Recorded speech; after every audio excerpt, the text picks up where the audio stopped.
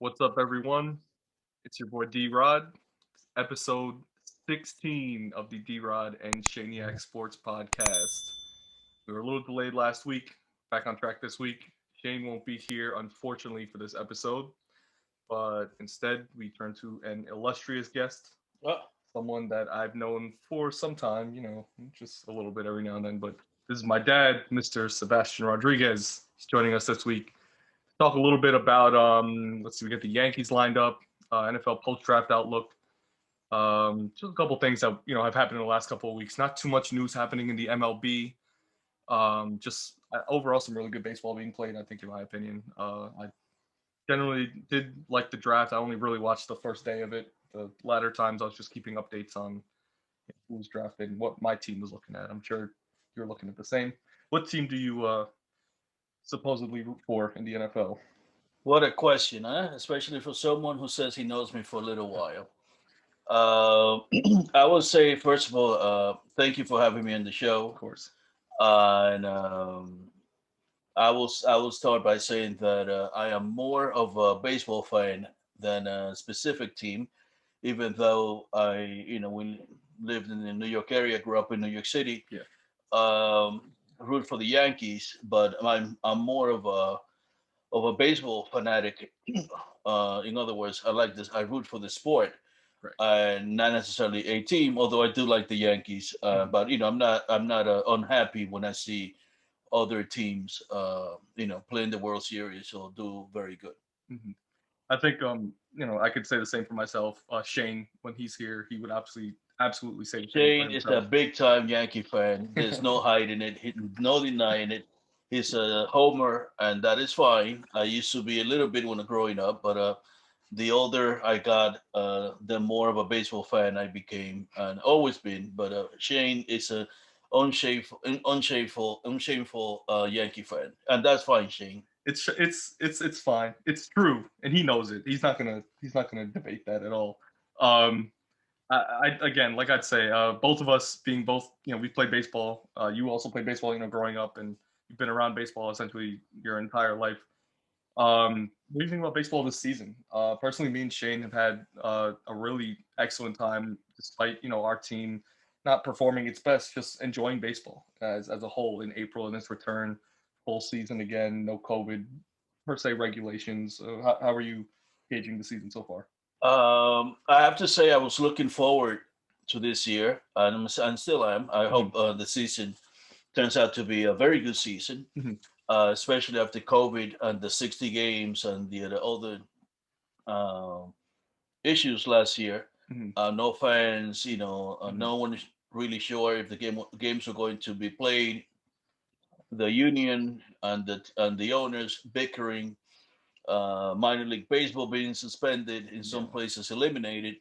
Yeah. So, watching all that, I was hoping that there'll be uh, better things happening for the sport.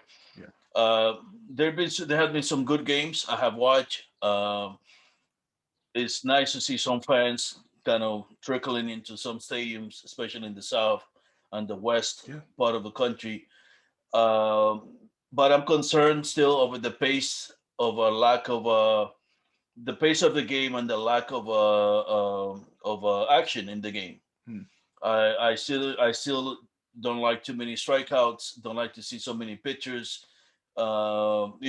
Basically becomes a pitching clinic, Hmm. and then the hitters basically becomes maybe a hit a home run kind of game. Yeah. So we see games where there's a combined 30 strikeouts, one run. I don't care how much statistics say the game should be played like that. It does not make it for a fun game to watch. And baseball, like any sport, is about action. It's about seeing people on base, running, hitting, making contact, and things like that, as Hmm. opposed to just trying to hit a home run or me trying to strike you out. So Hmm. I'm still concerned with that. Hopefully, the statisticians like you will determine one day that making contact is more valuable and in the end better for the game. Hmm. I think someone obviously like with your experience being able to watch the game, it's changed, definitely changed from a more like you'd say faster paced and more direct like contact game. Mm. to a more who can get the More sweetest analytical. hit, who can get the best, most valuable hit in their at bat, or if you're a pitcher, how can you negate that value for hitters and make them appear worse in their numbers and their batting average, their hits. Yes, it's a very statistical game. For me, I've kind of enjoyed that just because I'm a math person and I kind of enjoy the numbers aspect of the game. Kind of brings a bit of uh, uh, I'd say like an edge. Maybe the pure definition of it is like an unbiased kind of viewpoint to the game. It tells it exactly as it is. Is I think the biggest turn from that. That'd be great Yeah, if the game was played in a classroom yeah, or lab, but that's it's also not. true. It's being played in a Yeah, on a field where there are yeah, people watching, where there's action supposed to be happening, yeah, and I don't. The game cannot be so made so to perfection, right, because otherwise it stops being a game, and right. it becomes a more like a laboratory, almost Like an like a experiment. project, Yeah, an experiment. an Yeah, experiment, yeah, like yeah, a yeah, project, right? yeah. To see who outperforms who from a statistical point of view, Hmm. and that's damaging the game. Yeah. We've definitely seen how statistics have made the game essentially worse. And you saw in the World Series last year with Tampa Bay pulling Blake Snell, who was dealing, Mm-hmm. was setting essentially a record. He had 9 strikeouts in 6 innings, and he was the only World Series pitcher to do that in 2 separate games, while also giving up no earned runs. And his manager, this based on the statistic of third time through the order and how batting averages supposedly Mm-hmm. rise and pitcher velocity goes down, old Blake Snell, who's that Kevin Cash, right? Manager Yeah, I of think so. the Tampa Bay Rays. Holds Blake Snell in the sixth, after the sixth inning, um, brings in a reliever, and essentially starting with Mookie Betts at the top of the order, who was 0 for 2 to start the game, Mm-hmm. gets a hit, gets on base, steals a base.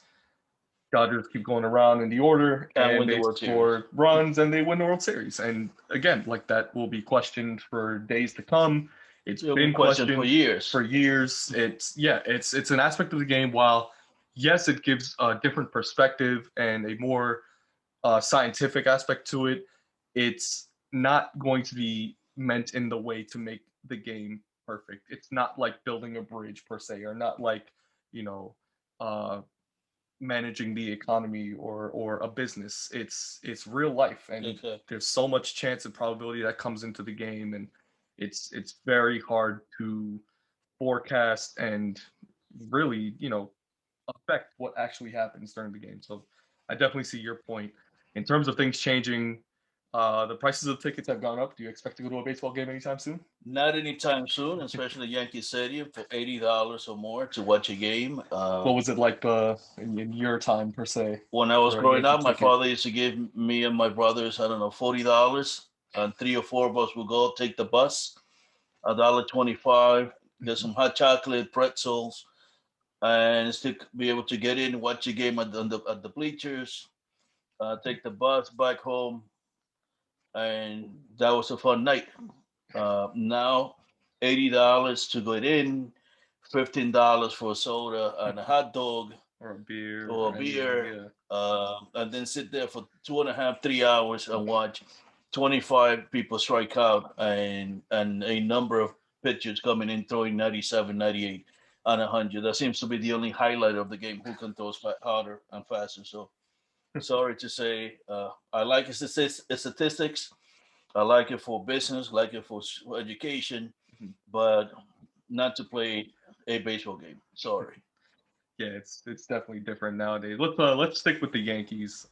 They've recently finished on a higher note, I'd say, since me and Shane last recapped them. We capped them up to about the end of April. They finished off pretty strong, 7-2 since the end of April. Pretty strong series against Detroit, who's a bad team in general, so they You should don't have have to gone. say it low. It is a bad team. They're a very bad team, but the Yankees are expected to win, especially starting off that series with Cole. They won that game 10-0. A Cole outing is supposed to end that way. The Yankees bats were projected for the entire year and could have essentially been doing what they did that game, 10-0 win. But you can say the same for the rest of the series. Tyon takes game 2, Kluber game 3, close out the series 6-4, 2-0. They finish that series and they go 500. Chapman, of course, the back end, the relief has been lights out pretty much all season. And then we got into some trouble in the last Houston game in the second round of the next few series. Houston, of course, come to town to the Bronx for the first time in 2 years. Mm-hmm. And it's, since the Astros cheating scandal with the trash cans and the supposed buzzers that are still a point of controversy for a lot of people in baseball. They won the first game pretty soundly. The second game as well. I want to say that was where Herman starts and who's their fifth guy? It was either Michael King or did no, it wouldn't have been Cole. I think that game in that All right, who second one. cares? They beat Houston They two beat out of Houston three. two They're out of the playing three very series. good.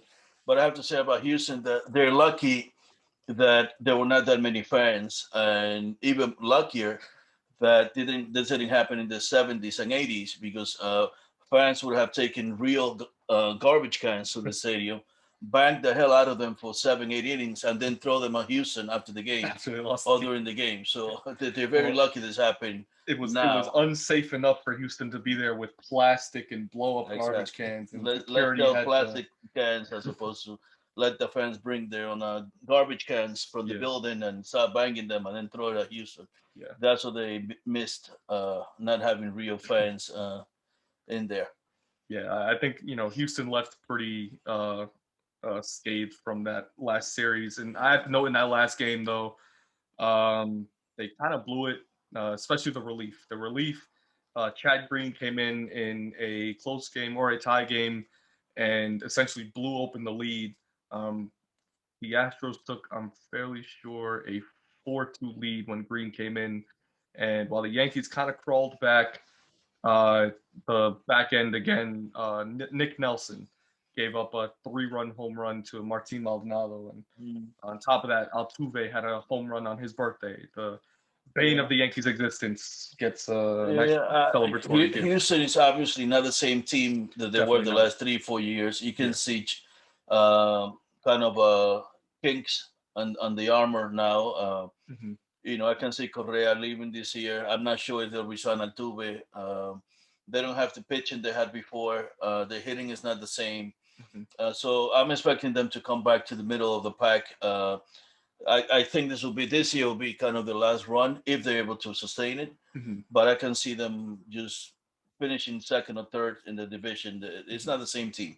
It's a good team, good veteran team, but Yeah. not a dominant team from 2, 3 years ago. So Yeah. they can bang all the cans they want to, but they're not. It's not going to help them this year. Yeah. The baseball environment there has definitely changed. The bats are not as hot. You got a couple different names also there. A lot of the names have kind of dwindled in their skill, I'd even say. And just overall, that the pitching staff is missing Verlander very Yeah, much so. I will say They don't Houston. have My him back. advice: get rid of players you're not going to sign. Hmm. Players that are not going to help you win. Trade them now. You took Do by the not, All Star break for Correa. yeah, do Yeah. not keep them hanging on to them. Glorifying what happened 2, 3 years ago. It's time to move on. You had your run, Hmm. and very good team for a while, cheating or not, and it's now time to start cleaning house and planning for the next phase. Probably so.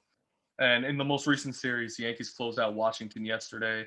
Lost the first one again because again bullpen just couldn't hold the game. Loaiziga let up a ton of runs in the it was Loaiziga and Cesa let up a ton of runs. I think about 7 in the seventh and eighth inning. Yankees lose that first game 11-4, but they come back in the second game and in the third game. This past weekend, they win 4-3 in 11 innings on Saturday. That was Gleyber Torres got an RBI single. And shout out to Mike Ford, who came in that game and tied the game as well there.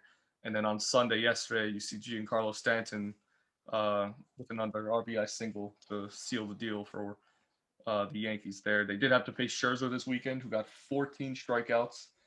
Ended up becoming the fourth pitcher, joined Clemens, Pedro, and Randy Johnson. Oh, fifth pitcher because Nolan Ryan's in there too. as a pitcher with 100 games with 10 plus strikeouts. And for Mad Max, that's a pretty extraordinary feat. The guy's a dominant pitcher. Whether Nationals fans may think that or not, as I've heard some extreme comments about him, nonsense. Twitter being Twitter. Twitter being pretty much. But the Washington has a good team. Yeah. I'm not sure they're fully recovered from last year. They still have a lot of injuries. I think Soto was out for a game or two. Strasburg was out also, and a couple of other people perhaps. But Washington is going to be there at the end. They're playing the National League East. It's a tough division, perhaps the toughest division in baseball. The Mets, the Nationals, Atlanta. I'm not so sure about Philadelphia and their lack of pitching and bullpen. But even the Marlins can even get in there. They're on the lower end, but they're showing up now. Yeah, they have a good team. So Washington's in a good division. It's a good team. Eventually they'll be there. They're struggling now, but they seem to be getting their legs together, and I'll see them, making a difference at the end. And the Yankees themselves are playing better now. They beat Detroit, a team they should beat. And Houston, they played Houston tough. They beat 2 out of 3. And Washington, again, they gave them a game. So the next series against Tampa, a team that they don't fare well. But they should be able to handle Tampa, and then Baltimore, which is their kind of their sandbag. They get well serious for the Yankees. So if they were to get swept or lose 2 out of 3 out of Tampa, they know they can fall back and sweep Baltimore and start a new winning streak. So right now the Yankees overall, for the coming series, don't look too bad. Their bats have kind of come alive. Giancarlo Stanton has really turned around since I'd say maybe the second or third week of April. Picked up his numbers, batting average around 300. It was over 300 a couple games ago. He also leads the team in home runs and RBIs with 9 and 24 respectively. And aside from him, DJ LeMahieu was another guy who's kind of picked up the pace for the Yankees. On base percentage is 374. I'm pretty sure his batting average is also around 300. It's actually 281. But he leads the team in hits with 36. Still a couple guys need to just wake up the bats. A lot of notable guys. Torres, who's usually a pretty dominant hitter, usually starts slow, I think, too. Only hits against Baltimore, but only hits against Baltimore. But even in April, he struggled. He was just, I think, overall struggling throughout the month. Again, a guy who needs to pick up the pace. Hicks was probably the worst showing of April that he's had in a long, long time. I know me and Shane talked about it last week. He wanted him gone. Luckily, he came up with a couple of clutch hits in the last couple series. Hopefully, we can see more from him. I think he's still only hitting about 198. Getting on base with a couple walks here and there, but again, another guy really needs to pick up the pace. And defensively, he looks slower. His arm doesn't look strong. Guardy's coming in for him a couple times. It's becoming like easy for them to, the Yankees to swap out guys in and out. Not often you see a young guy being replaced by a 40-year-old a veteran to play defense, but that should tell you something about his defense. Yeah. Regarding the lineup, again, too many strikeouts. They get their walks, but they strike out a lot. Who's one guy who I know you're going to drill into him about his strikeouts, especially as of late. He had the platinum sombrero on Cinco de Mayo the other day. Judge looks lost. Hicks looks lost. Urshela every now and then. Sanchez. Urshela's hurt. He is all those guys. Right they need to make contact when they put the ball on play. It's a great lineup. A team that I really like because of their approach is Boston Red Sox. 2 years ago, they won the World Series. Had a great lineup, making contact. A lot of good hitters putting the ball in play. I wish more teams copy that model. But unfortunately, they all rely on the same strikeout or home run strategy. And Boston, again, is leading the division. And I thought they were going to be one of the worst teams in the league. But apparently, they understand that making contact and scoring runs is what matters, not striking out and hoping to hit home runs like the Yankees are. So the 3.5 games out, they'll hang in there because they have talent, they have pitching, they have money, they can get players. But don't like their style of playing baseball. Too many strikeouts. They have too many good hitters. They should be making more contact and creating more runs. But that run differential is something I wanted to highlight just there. Yankees run differentials plus 13. there's a lot of teams up there, with great offenses. Boston being one of them. The Dodgers, not as much as late as they initially were, but San Francisco, the Padres, they're in the plus 20s, plus 30s in run differential. And the Yankees, while they have an above 500 record right now and are in second place in their division, which is a lot better than they have been in the last month or so. Their run differential still about like plus 13. A lot of close games. And I think like that it kind of mirrors like a lot of the games that they've played so far. Just to mention, from the lineup before, Gio's hurt, so it looks like Miguel Andujar has come back up, and he's going to be taking over third base spot. He played first base the other day too. Didn't do too bad, no errors. Had a couple decent picks. Good contact hitter. I hope he didn't change his approach from his rookie year. He has yet to get a hit so far. He has a couple walks. It's been some time. We can't drill him too hard. And yeah, he and LeMahieu will be kind of splitting time at third base. We've kind of seen Tyler Wade come in at second because Rougned Odor is hurt as well. He had a weird leg injury that came off in the Houston series. Sooner or later, we will be seeing Luke Voit. He was already in the minors. He had a home run there that went pretty viral amongst Yankees fans and Yankee Twitter.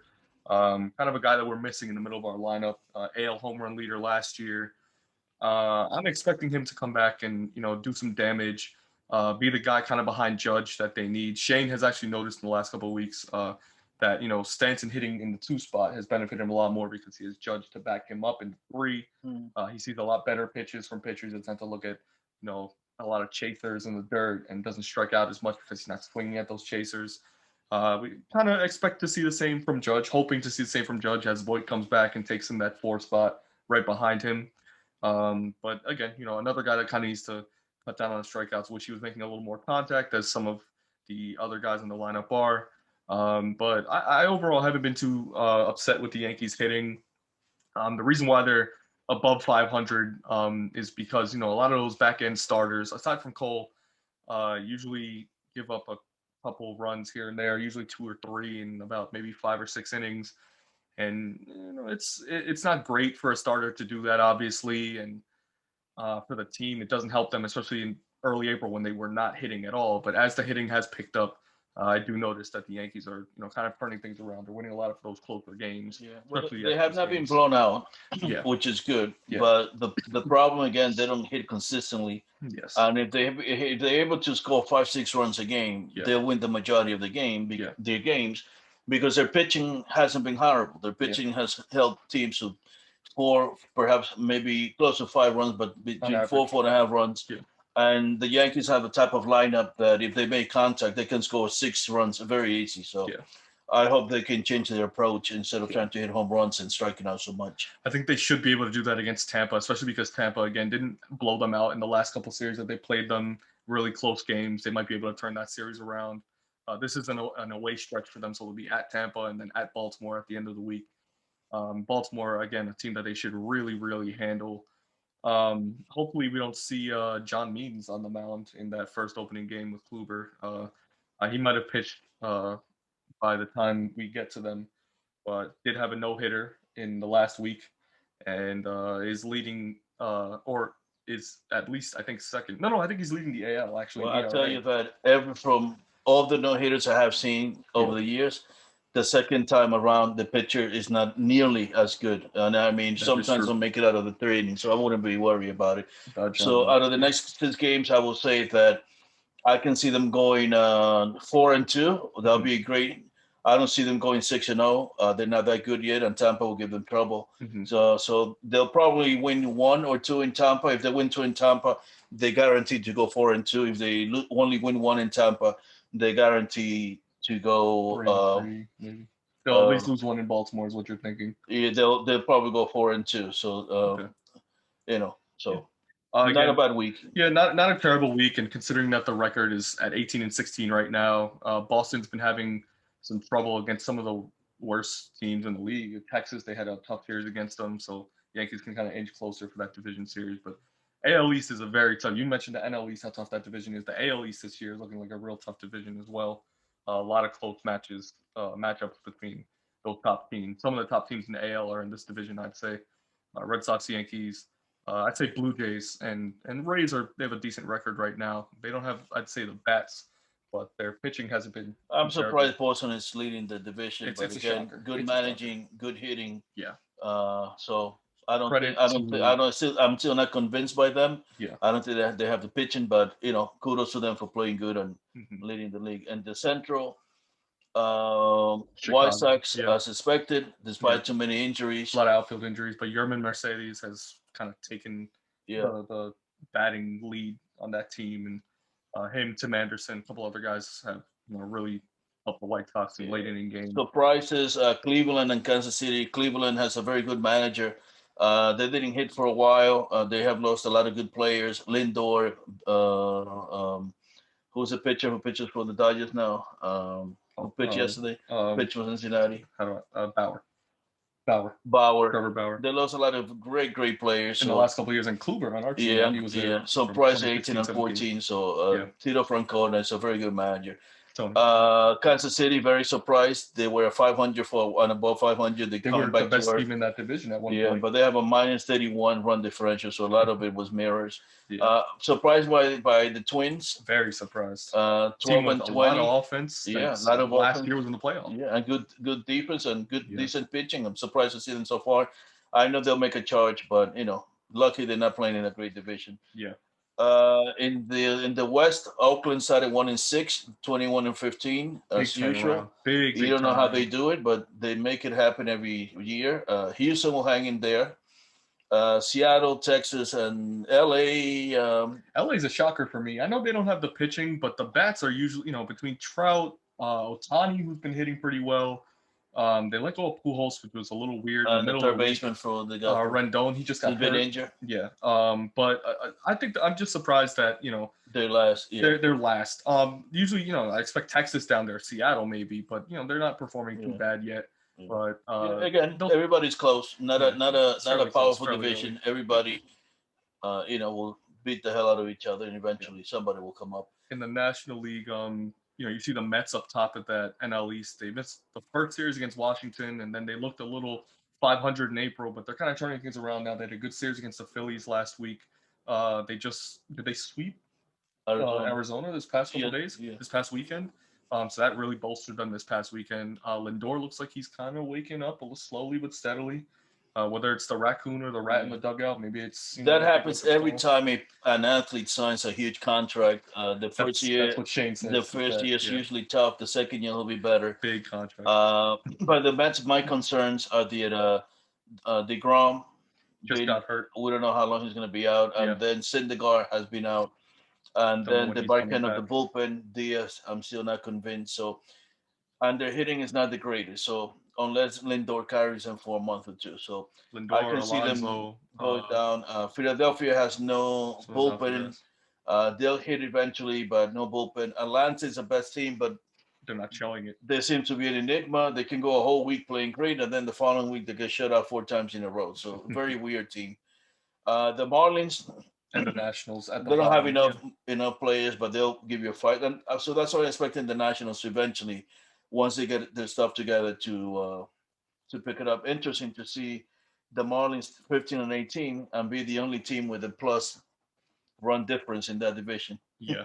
It tells you a lot. Tells you a lot. Wow, that's crazy.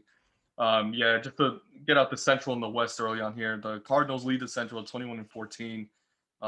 I expected them to be the best team in that division, actually. I agree. The Brewers looked okay for a while. They're kind of coming back to earth again. The bats are okay. The pitching is just not there for them at all. And with one of the best relievers in the game, if you're not going to see him in a close win or a blowout win, it doesn't really matter for him. And the Cubs, I had, for the last couple of seasons, I thought the Cubs were a decent team. They're playing at 500 right now, but it's very early. It just doesn't look like a team that's going to last down the stretch. That's another team. Might fight for a wild card. They reached their potential, the high ceiling a few years ago. 2016. Yeah, and I think it's time to trade a few players while they have value. Team is going to age quickly, and keeping all those players together, they're not going to make it too far. Milwaukee has no pitching. Great hitting place, the stadium where they play, but. Yelich has been hurt. But no pitching. Cincinnati has pitching, but this year they're not doing hitting or pitching, so they're struggling to run 500. They'll make a run at the Cardinals. I don't think they'll take the Cardinals. Cardinals are just going to sleepwalk to that division and they'll win. Yeah. And Probably Pittsburgh, divisions maybe in another 5 years. Yeah, just definitely not in this decade, maybe I say. Yeah. And then the best actual division in baseball right now, which I don't think anybody really projected outside of the Dodgers and Padres, is the AL West, where aside from the Rockies and Diamondbacks, who at the bottom of the division have faced some bad losses in the last week, the Giants are on fire. The Dodgers have kind of slumped in the last Too many couple injuries. Who they missed? Bellinger out. Yes, Bellinger. Bellinger. And a couple of their pitchers. The depth has been tested right now, but as long as they can keep it afloat, they'll hang in there. The Padres, I'm not sure they'll run away with anything, but they're a very good team. And the Giants are very surprising. So biggest surprise in I think the entire MLB for me is I think the San Francisco Giants. I agree. Still a lot of good baseball to be played. There's a lot of good series coming up for the Yankees, especially in May and June. We have a lot of the top teams in the AL and NL coming our way. Just overall for the Yankees themselves, I think they will turn it around. This is kind of their turnaround month anyway. I'm expecting a much more positive, much more AL leading record by the time we get to, the All-Star break even. So I think the pitching, it has been tested both on the starting side and on the relief side as of recent. The hitting has been pretty inconsistent the last month or so, but they've picked it up in the last couple of weeks. And it's signs of progress in my eyes. Cut down on the strikeouts, made more contact. They'll run away with that division. They have the hitting. Their pitching is not terrible, but they need to make contact. They're depending too much on the home run, and that forces them to lose 2-3 games a week that they're not supposed to be losing. Yeah, they may make up have a wake up call actually with Boston coming up in a couple of weeks, and that always makes for good baseball. I know Boston's a different team than what we have seen in the past, but Red Sox Yankees rivalry is always something to be marveled at. Okay. But regardless, a lot of good baseball still being played. Let's change the tune a little bit, and we'll go to another sport, football. We recently saw the draft past couple of weeks, and overall, it was good. It's hard to make heads or tails of what rookies are even doing at this point. What teams have in mind for a lot of these rookies. The NFL, even with their news, their media, aside from the draft, week after the draft ends, the biggest thing I'm hearing now is about Tebow. And Tebow hasn't been in the league in years. He went to play baseball for a couple seasons for the Mets. Again, a guy who's what? He's coming to play tight end for the Jaguars. That's big news in the NFL. Aside from all that, maybe they need to sell tickets in the South in Florida or something, but I don't know what it is about Tebow. Just the overall essence of the guy. I know he won a really heartfelt playoff game for Denver way back in 2011, 2012, and the guy, while his message and all that is great, he's not a great football player. I know he wanted to translate that into his baseball because he played baseball. Whatever. Like I said, they're trying to sell tickets in Jacksonville. Some media in Jacksonville, and if they didn't need it enough, I mean, they had the first overall pick, Trevor Lawrence. It was easy, clear cut, clear as day. They take the best available player in the draft, which was Trevor Lawrence from Clemson. Kind of expecting a good season, I guess, from him. It is the Jaguars. Just a team that I think overall needs a lot of help. They had a lot of picks in this draft, kind of taking the remains of the Jalen Ramsey trade that they got with the Rams a season ago.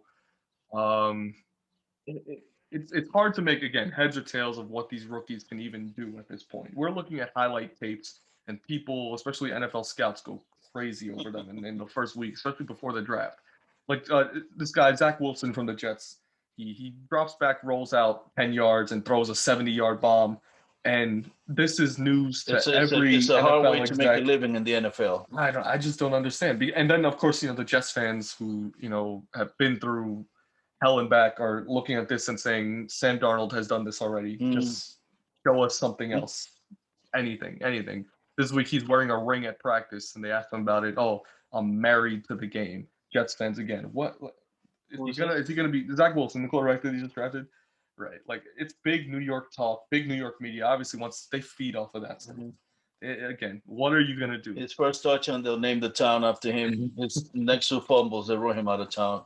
but run them out of time like Sanchez. they'll already have a freshman quarterback in mind that they'll draft in the next 3 years from see Sanchez, see Geno Donald, Smith, see Geno Smith, Sam Darnold. everybody. With the Jets, it's been a carousel, and it again, another team that looks like it's hard for them to make heads or tails of what they'll even do this season. Yeah. It's hard to do. It's hard to figure out these first rounders because you figure, these organizations are multi-billion-dollar organizations that have a lot of resources, that spend time, a lot of resources trying to study and figure out these guys, and there's still no guarantee. I was looking at a list that says, and I'm just only going to go the last 10 years, 12 years now. But from 2009, I'm going to run some names, and you tell me thumbs up or thumbs down, or if it's still too early to tell. All these guys have been first-round picks. Matthew Stafford, thumbs up to thumbs up. I'll give him a thumbs up. Sam Bradford, thumbs down. Cam Newton, I'll give him a thumbs up. Andrew Luck. Wow. And as good as he was projected to be, I'm going to give him a thumbs down. He just couldn't last in the league. Eric Fisher. This is a tackle for the Chiefs. He retired. No. There was a guy who got hurt in the Super Bowl. Oh, yeah. I'll give him a thumbs up. He's projected to go back to the Chiefs again, actually. Jadeveon Clowney. He's danced around a couple teams. I'd say he's still a decent defensive end. Decent is the key. Decent. I'll give him a thumbs up. Jameis Winston. Thumbs down. Jared Goff. Wow. After this last trade, thumbs down. Myles Garrett. Thumbs up. Baker Mayfield. Thumbs up. Kyler Murray from Arizona. Kyler Murray, yeah. Yeah, thumbs up. Joe Burrow. Too early to tell. I'd give him a thumbs up. Trevor Lawrence. So aside from Lawrence, Burrow, Murray, Mayfield, Garrett, who probably still too early to tell. Those are the last 6, including this year's Lawrence. Goff, Winston, Clowney, Fisher, Luck, Newton, Bradford, and Stafford. None of them, as far as I'm concerned, are Hall of Famers. All of them have been first-round picks. A couple of them have had very good careers. Some of them already reached their peak, and others are still trying to, find that peak in their career. So, again, not an exact science. It costs companies billions and billions of dollars. Millions of dollars, I should say, not billions, millions of dollars. And that's not a guarantee. So a lot of hoopla, a lot of excitement. I just tell that which the teams have more patience. Remember that before the rush to get these rookie quarterbacks thrown into the field to the Lions, it used to be that a quarterback had to wait 3 or 4 years. They will play, and by the third or fourth year, you will see if the guy will be a really superstar or not. You can go back a long list. Eli Manning. You can question whether he's a Hall of Famer or not. But he waited 4 years. Rodgers waited behind. Who else? There've been a number of quarterbacks, and you can have to wait. Prescott, better the third year than his fourth year. Waited behind Smith. Well, Mahomes waited 2 years, not 4. Jackson behind Flacco. Again, another year. Exactly. But you have to let these guys a year to watch, experience, a year or two to play and get their, get beat up a little bit. Yeah. And then understand defenses the third year and really make it into their own. Now, they see a quarterback do great in college. They think that's going to transfer to the NFL. And, they think everyone's going to be Patrick Mahomes after 2 years. But, Mahomes waited a year on the bench. He came in, won MVP, but very few players are like that. And so everybody expects everyone to reach a level, and when they don't reach a level in year 1 or 2, they want to start all over again. So and that's often the case. That is often the case. Is that a lot of teams, they take a lot of gambles on first top 10 picks to be the franchise game-changing, organization-changing player. Not often the case. Lawrence, again, he'll need about a year to get his feet wet. Same with Zach Wilson. Third overall pick, we'll see difference in San Francisco with Trey Lance. It's a very good team, very good defense. I still don't think a rookie quarterback. I think they're a starting rookie quarterback is going to take it to the Super Bowl. They'll probably, and because they kind of missed, I guess, that window to trade Garoppolo pre-draft, they're probably going to keep Garoppolo. They'll fit in Lance. To get into the end of the season as Garoppolo either He's gotten hurt in the past couple seasons. He maybe declines. Maybe they trade him midway. There's going to be some switch up. We expect to see what you So were you just think there's talking going to be about. a switch in the middle of the season? Well, we've seen that with quarterbacks in the past to give kind of like a Well, breather for that I don't rookies. agree with that, because if they're playing good, they're not going to switch Garoppolo if they're like a 7-2 record. I'm not assuming Garoppolo is going to play good. Is my only thing. I'm So assuming you he's think going to that start. they're going to struggle with Garoppolo? Yeah, as they have in the past, because he's gotten hurt last year. They struggled with it on the run to the Super Bowl. It wasn't a Garoppolo led team. It was a defense led team that went to the Super Bowl. They shut out some of the top teams in the NFC. Uh, the Packers in the playoffs, the Vikings previous to that, the Seahawks previous to that. It was a team that ran the table because of their defense. They had a couple name receivers who made a decent catches. There's like a three-headed backfield with running backs, but there was never a for sure player in that on that I offense can see, that was but Garoppolo there. has more experience than Lance, and if they're going to make the switch to Lance, if they're playing good, it doesn't make sense to make that trade. No, to make obviously, that switch. if they've got like a 7-2 record after 9 games, you don't switch out. If they're struggling, perhaps if they're struggling, nothing to lose, but they have to be very, very in the division to say the hell with this year. Let's try and give him some experience.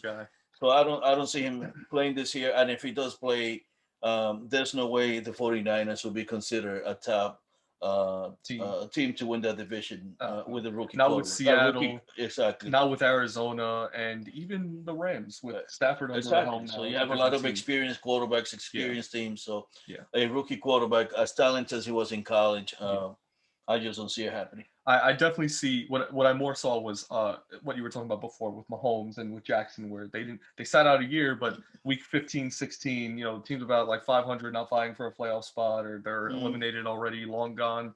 You put in the new guy, you give him some fresh air, just a chance to get his feet wet. That's where that experience kind of comes in. And with guys like Lawrence and Zach Wilson, they're going head first. Week 1, preseason, even Trey Lance has some time to kind of develop into the guy that they want to be there. Another guy who's kind of going to go head first into a team that personally I think is better off than the Jags and the Jets. Chicago got Justin Fields at 10. They last minute traded with the Giants at 10 overall because the Giants didn't get Devontae Smith, their guy, the receiver that they wanted. They said, let me trade down. They got a ton of picks for this past draft and the coming drafts in the future.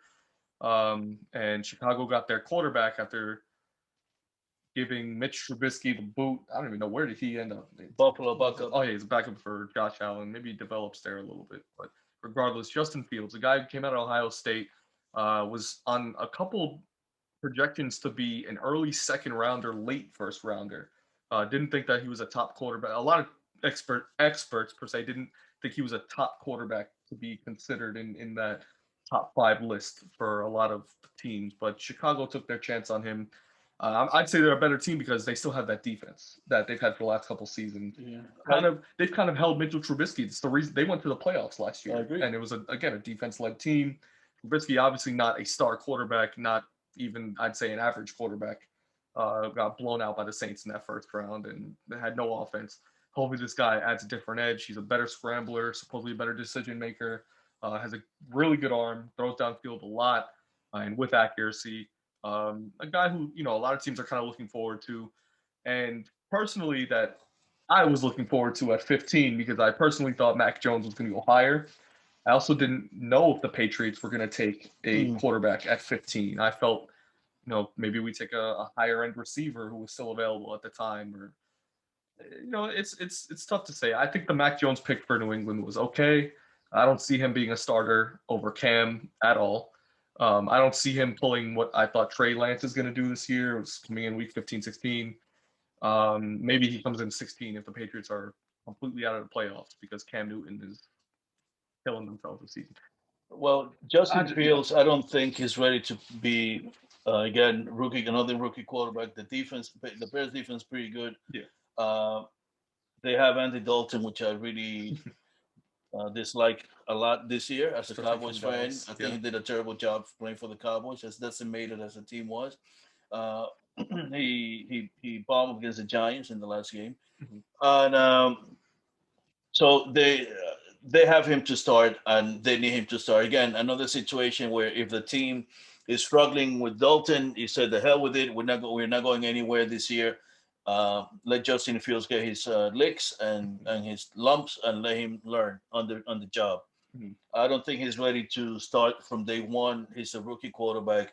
Unfortunately for him, I think what hurt him a little bit on the draft, in the draft, is the fact that the other guy from Ohio State last year who got drafted by Washington Oh, got released, oh and yeah. they questioned his work ethic.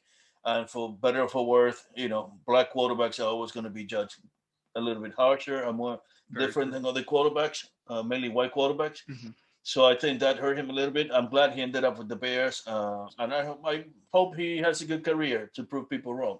But Hmm. I don't think he'll be ready for day one. Hmm. Mac Jones, again, benefited from playing in Alabama. Could be a very good college quarterback, system quarterback in Alabama, Hmm. surrounded by very good players. Very much so. Uh, And that usually ends up being the case with Bama quarterbacks. yeah, A lot of the last couple ones, Tua and even Hurts have come out in the last couple drafts, and yeah. they've been okay. Like for their Still first too early to seasons, too tell. early to Too tell. early to tell. Yeah. So Mac Jones again, benefit from Alabama. Other than that, I don't know where he was the ranking where he was in Alabama, maybe second, third, fourth quarterback. So he got picked 15. Let's see if Belichick can make it work. I see him as a golf quarterback. Very little mobility, which is something that's can hurt you now in the NFL because you need Hmm. mobile quarterback. Hmm. Not sure how strong the arm is. Hmm. Not playing in the South in Alabama, as opposed to playing in New England in the cold, windy winter weather. Hmm. So I'm not sure about that arm. So, but again, could be a project. And with Belichick made it Belichick, work yeah, with uh, Brady, 6th round pick. No one knew who he was. This guy's a 15 pick, little questionable. So let's see what happens. Good luck to him. yeah. Hopefully, they can kind of turn that around. I have seen that with Patriots quarterbacks. Garoppolo actually being the latest to be on a new team under Brady and develop himself into an actual starter. And I don't know about the skill level being Mhm. there per se, but there's been some legacy there. Just a note from the draft, one of the highlights that I kind of saw from the draft itself, there were a couple players that actually got to reunite with some of their own college teammates. Jamar Chase, wide receiver from LSU, is reuniting in Cincinnati with Joe Burrow. Him and Joe Burrow had an incredible connection, especially for that national championship run 2 years ago. Um, I'd see him as a top at least two receiver on that team, especially the first round pick. It's a guy who's going to replace essentially AJ Green. He's in Mm. Arizona now. And while there are some good options in Cincy, they have a couple good receivers out there, a decent tight end, okay running back. They can kind of continue to, yeah, um, make a good effort. I think wide receiver quarterback connection wise. And then running back Travis Etienne from Clemson also reunites with Trevor Lawrence in Jacksonville. Another 1-2 punch that really worked out well in Clemson. Hopefully, can work out in Jacksonville. Depends on the team, obviously. Jalen Waddle, wide receiver from Bama, reunites with Tua in Miami. Mm. And Devontae Smith, another wide receiver from Bama, reunites with Jalen Hurts in Philly. So a couple Bama guys, top first round picks, get reunited in two, I'd say, good teams in their respective divisions. Maybe they should make Alabama make the whole team transfer to the NFL and Just right away without and even bring addressing down Jacksonville to college develop some of the football guys. to switch because Alabama seems to be supplying a lot of it seems a lot of high level Yeah, players to the NFL yeah. and let's see what happens. They definitely end up with a lot of like freakish guys coming out of college. But there's always that debate about whether the worst team in the NFL can beat the recent national championship. It No, never it NFL never teams are too good. it's a compilation of the best players out of the college system. So Exactly. it's a much different level of skill.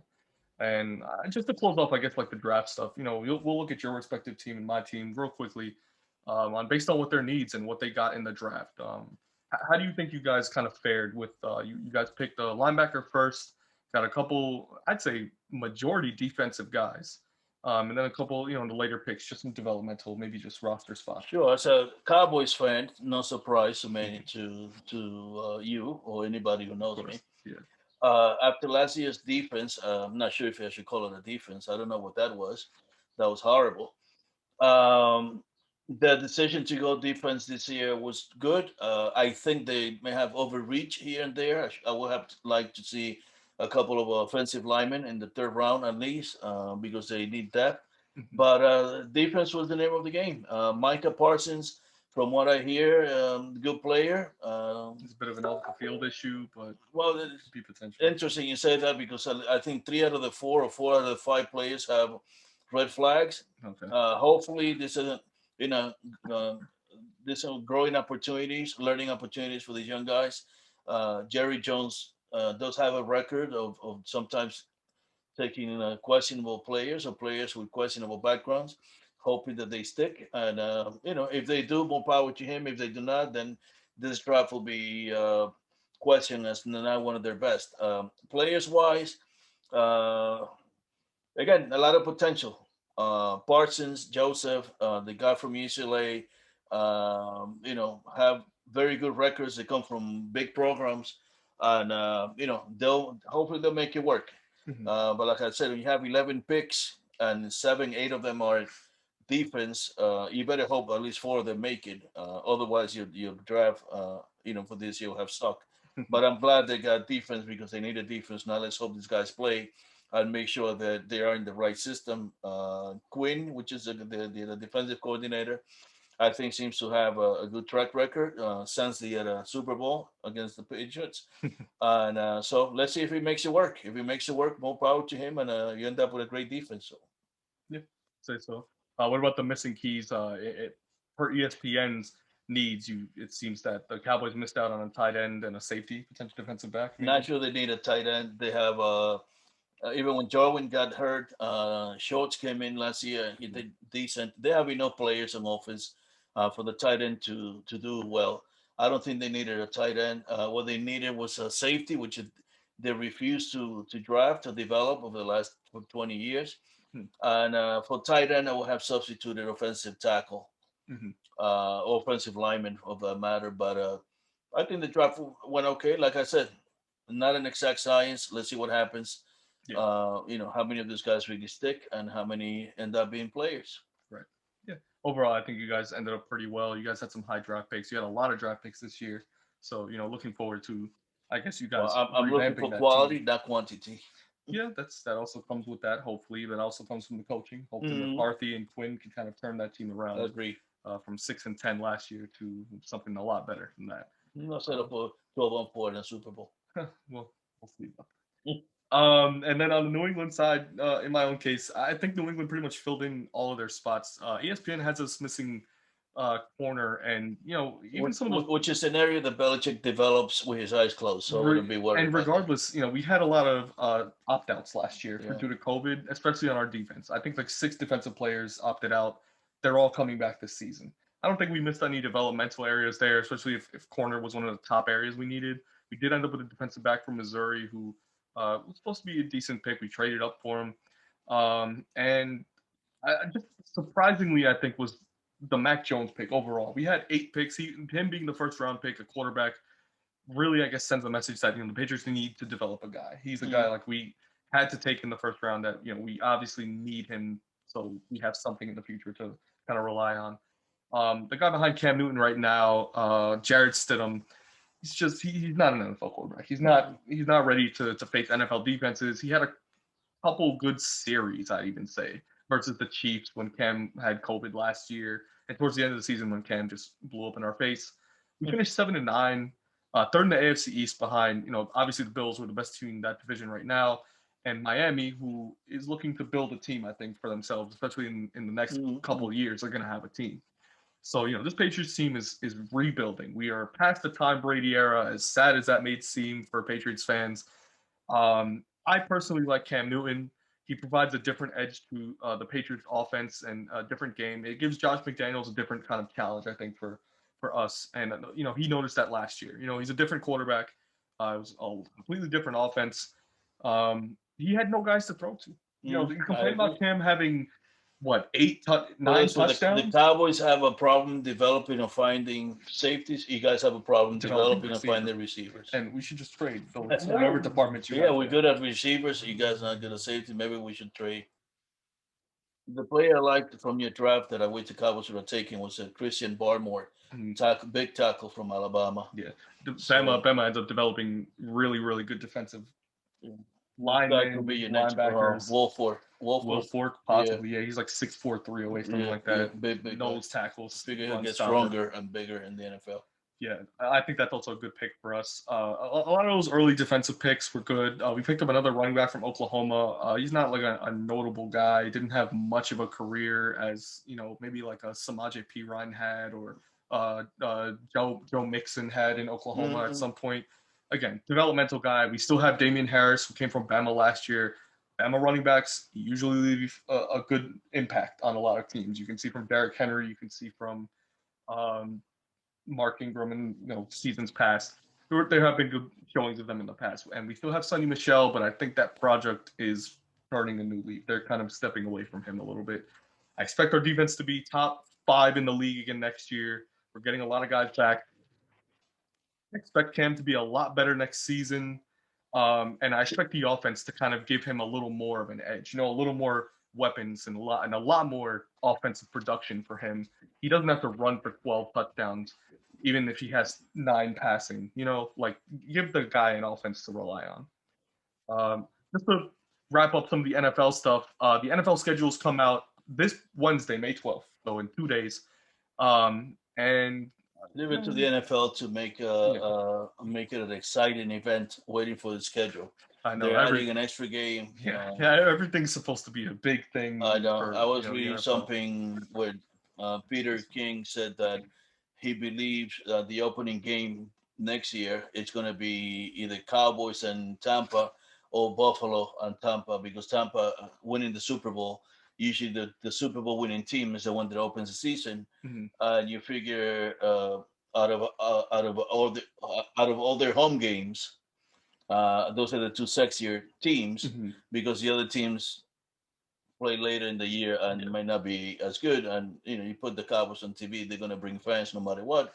and If Tampa in their respective division doesn't have much of a exactly. competition wise, And especially with Brady's Buffalo, gone. because they Yeah, had a good team, and Brady knows Buffalo, yeah, might be kind of a good good story matchup to for them. tell. So Yeah, it'll be interesting to see. But again, leave it to the NFL to make a big spectacle out of a schedule. The schedule usually announcement. schedules, no one really cares about So them. But set your alarms and I tune into know, watch it ESPN on for TV. Wednesday. I know, We and usually do this, later on, especially closer to the preseason as it comes yeah, around. But let's do some record predictions based on our opponents for wow. um, both of our expected teams. Dallas, you can start with, we don't know the exact order, and of course that kind of plays, and you know Their Wednesday comes division, I, around and I, the I see them winning bye the weeks. division. I think they have the most complete team in the division. Washington has a better defense in the division.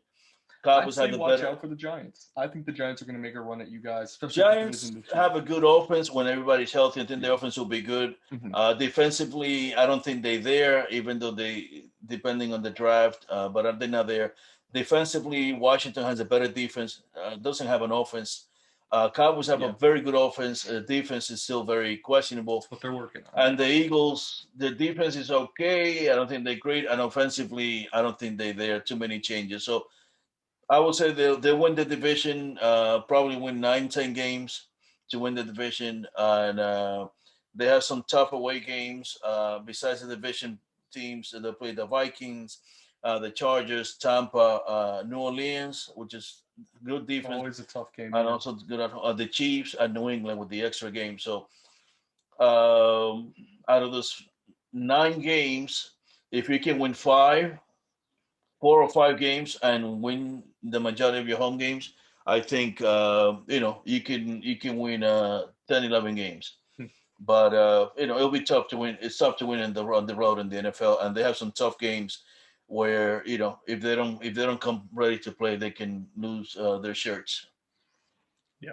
I think you guys probably would win your division if the Giants don't show up. I do think the Giants can take that division. Just offensively, they're getting Saquon back. It looks like their receiving core is going to be better. I don't think Daniel Jones is going to have many excuses to be Mm. throwing interceptions I and hope he fumbling does.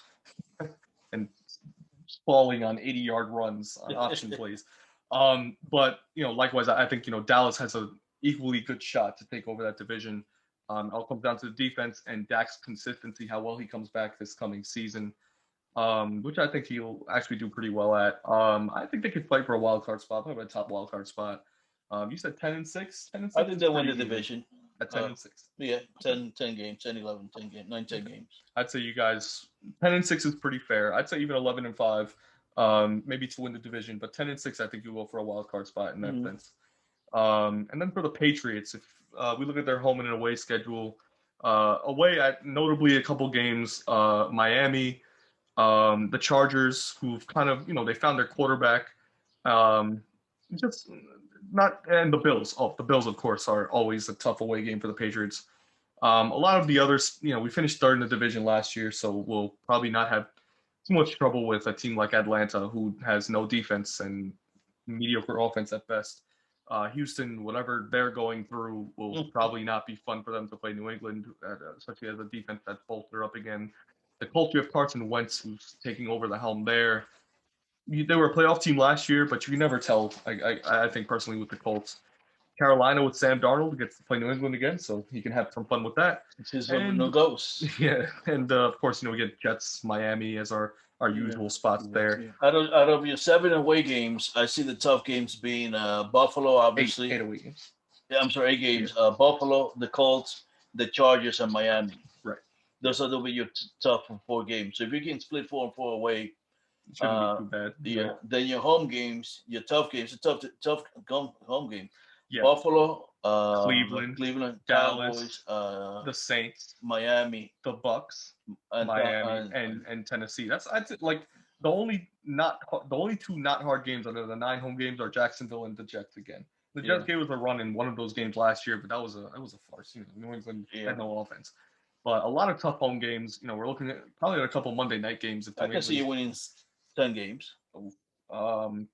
I'm looking at a 9-7 at best. Yeah, 9, 10 games. Yeah, I think we have a lot of home games that can really, really send us into a spiral. Tennessee, always a run for our money. Tennessee, their defense is basically the New England team from like 3 years ago. Yeah. At least their corners and safeties. Saints have a good defense. Any team that's going to give our offense a hard time. Losing Julian Edelman is a key name on our offense. We have some developmental receivers. We picked up Nelson Aguilar. He's probably our number 1 on the team. He had decent years and number 2 on the Raiders. Developmental guys, still. Guys that need to make moves. Well, Aguilar's not a developmental team. He's been around for a while. I hope he catches passes. That's a number 2 on the Raiders last season, that's the number 1 option on the Raiders. And you need to speak about the key home game for you guys, which is Brady coming back to New England. I was going to save that for last. It doesn't bring some attention to New England. Expect a Monday night football game. Not Monday night, probably Sunday night or 4 p.m. Expect Brady to come get what he's looking for, which is a win against the one team that he has yet to beat in the NFL. He never played them. Never got to play them. That's the only reason why. And of course, the Bills and Dallas, Miami, tough teams overall. The Browns, I think, are going to be a really, really tough game for us. Really good defense. They just got Davion Clowney. Yes, they did. On the other side of Myles Garrett. So if you're a team with 2 bad tackles, I wish you luck as a quarterback. And also a decent offense. Hopefully Odell returns, as a strong receiver as he has been. But overall, yeah, I'd say 9-7 again at best for the Patriots. I gave us a 7-9, 6-10 last year, just with Cam, first year under center. We finished 7-9. Yeah, so I'm staying pretty lenient with this team. If we fight for a wild card spot, I wouldn't be mad. Hopefully, again, this is another developmental year for us that can kind of, bolster, an offense that Mac Jones can maybe follow up on, or maybe if we get another quarterback somewhere, 6th rounder, 199th pick, you never know. Things work out in our favor. They have in the past. That's been our post-draft stuff. I mean, NFL season's a ways to go. Obviously, looking forward to as good of a season as it was last year. It was probably the one sport me and Shane have mentioned that was the least dysfunctional due to COVID. Despite how many COVID cases there potentially were, and with the fan capacity, it also happened later in the year, so COVID was more manageable. But baseball with the shortened season, basketball with the bubble, hockey that was almost non-existent last year. I know. The NFL played all 16 of their games, and they went playoffs, Super Bowl, no Pro Bowl, but who cares? overall, yeah, the most normal sport. Again, NFL's a ways to go. Looking forward to it, obviously, and look forward to the Wednesday schedules appearance that happens for all your teams. But likewise, this is episode 16 of the DROD and Shaniac Sports Cup podcast. Thank you to Mr. Sebastian Rodriguez for being our guest this week. Expect us with more content in the coming future. Me and Shane have a lot of stuff still popping up on the YouTube channel. We're still all over media. You can listen to the podcast on Spotify, Apple Podcast, iHeartRadio, Pandora, and Podbean. And we're on YouTube always. You can always watch the videos. We'll have these uploaded, by the end of the week. You can go watch those. It's a good experience. Go interact with our stuff. We're always on Twitter. Our handle will be somewhere in the middle here. It's at DROD, letter N, Shaniac Pod. And just keep us engaged. We want to hear your feedback. We got a lot of hot takes. NBA season's heating up, so make sure, for the playoffs, you got some hot takes for the Knicks and Nets, because I'm ready. I'm here to defend this team to the ends of the earth this year. This is our year. Not maybe for a championship. I'm not going to go that far. But overall, yeah, again, continue to listen in, keep tuning in. I look forward to more content for us as the weeks progress. Thanks again. Thank you again. Thank you for having me filling in, and Shane, get better soon. And can't wait to hear your Homer Yankee talk that you do every week with Daniel. And you guys have good chemistry. Keep it up, and the fans support them and join in. Take care.